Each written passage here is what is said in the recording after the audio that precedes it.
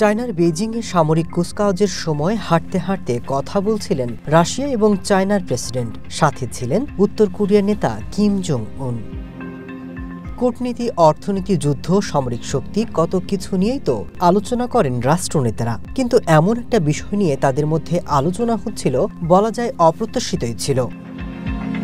President পুতিনের পক্ষ থেকে একজন অনুবাদক মান্দারিন ভাষায় শি জিনপিংকে বলছিলেন কিভাবে মানুষের অঙ্গ প্রত্যঙ্গ বারবার প্রতিস্থাপন করে বয়স বাড়ালেও তরুণ থাকা যায়, বার্ধক্যকে ঠেকিয়ে রাখা যায়। এমন সময় পুতিন আর শি জিনপিং এর মধ্যে মানবদেহে অঙ্গ প্রতিস্থাপন এবং মানুষের আয়ু ১৫০ বছর পর্যন্ত দীর্ঘ করার সম্ভাবনা নিয়েও কথা হয়। এ নিয়ে হাসাহাসিও করেন তারা, হয়তো ঠাট্টাই ছিল।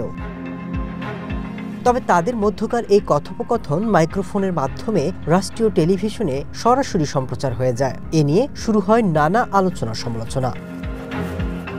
পুতিন শির আলোচনার সূত্র ধরেই কেউ কেউ, এমনকি কিছু গণমাধ্যমে বৈজ্ঞানিক ব্যাখ্যা, উন্নত চিকিৎসা প্রযুক্তি সহ নানা দিক নিয়ে চলছে তুমুল আলোচনা। Masud Rana, one international desk.